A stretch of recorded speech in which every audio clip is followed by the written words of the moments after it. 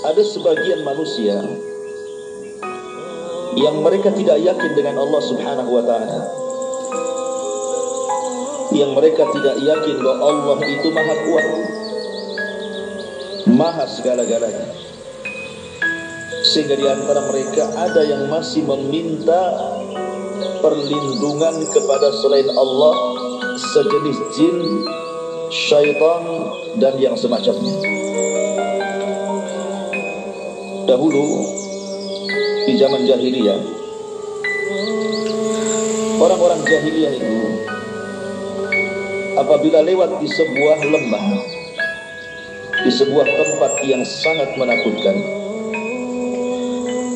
maka ketika mereka lewat, mereka mengatakan, a'udzu bi sayyidi hadzal wadi min sufahai qaumi.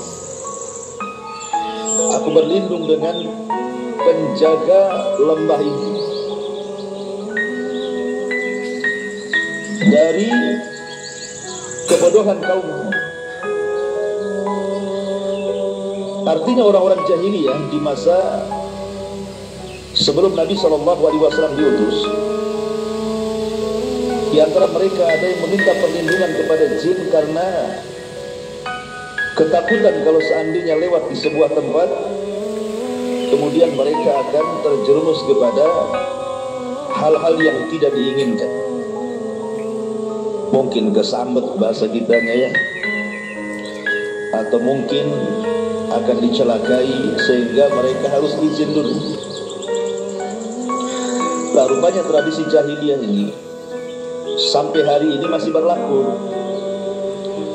Ada orang-orang yang mungkin tidak pernah belajar tauhid, terkadang mereka lewat di sebuah tempat, entah ke kebun, entah ke hutan, entah ke tempat-tempat yang dianggap angker, melewati tempat-tempat yang menyeramkan.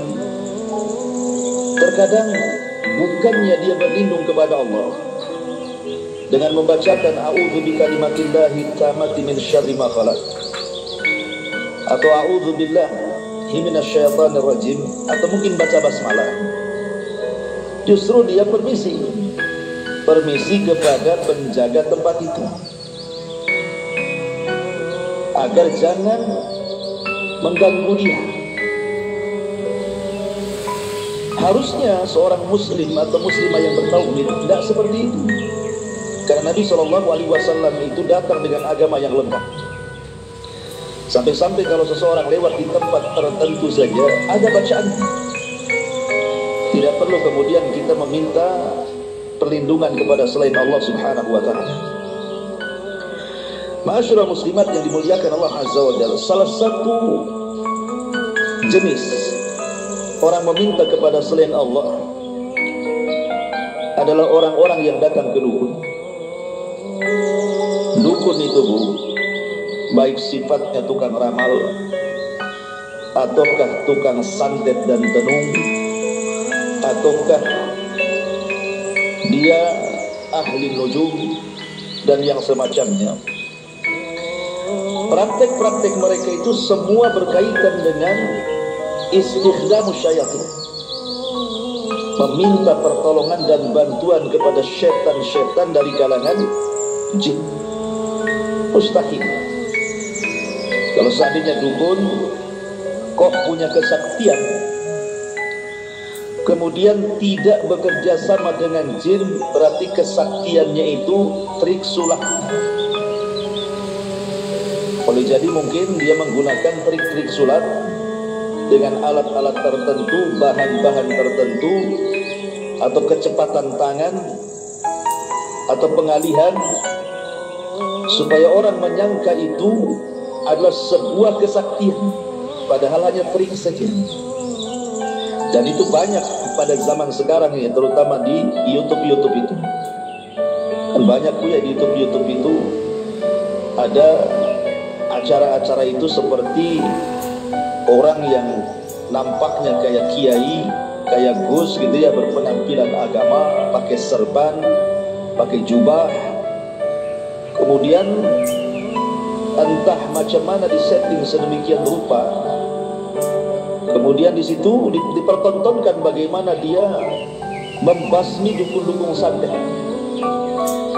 membasmi tukang-tukang sihir, gerebek dukun bahasa mereka. Kemudian di situ terjadi adu duel yang luar biasa gitu. Kadang-kadang pental-pentalan. Kemudian mengeluarkan api. Itu kalau tidak menggunakan bantuan jin, maka itu semacam trik, atau mungkin sudah disetting sebelumnya. Karena ini akan jadi tontonan, hiburan untuk menarik minat penonton menonton acara dia. Ya tentu tidak lain tujuannya karena ingin syuhrah terkenal, atau mungkin tujuannya ingin supaya banyak netizennya ya, subscribe-nya, akhirnya kemudian mendapatkan keuntungan dari tontonan yang ia tontonkan kepada kita. Tapi masalahnya banyak unsur-unsur dusta, bahkan banyak unsur-unsur kesyirikan walaupun semacam settingan. Kemudian juga ada unsur-unsur istihza billah, mengolok-olok Allah Subhanahu wa taala dengan membacakan ayat-ayat Al-Qur'an, salawat-salawat Nabi sallallahu alaihi wasallam, tapi praktek yang dilakukan tidak sebagaimana yang diajarkan Nabi sallallahu alaihi wasallam. Itu kalau memang tidak menggunakan bantuan jin, pasti di situ mereka akan berdusta.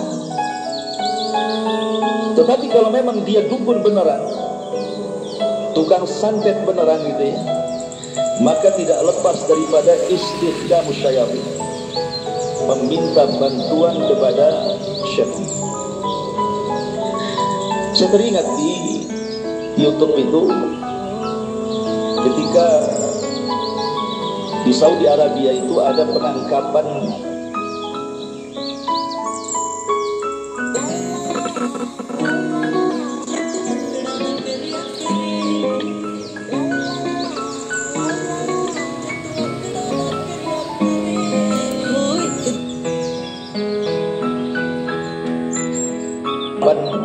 tukang santet.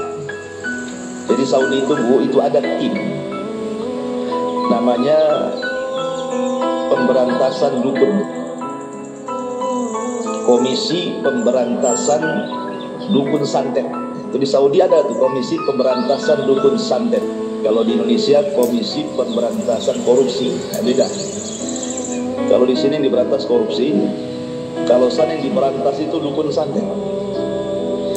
Jadi suatu ketika ini komisi pemberantasan dukun santet Saudi Arabia ini berhasil menangkap dukun santet, betul-betul dukun santet yang sangat sakti.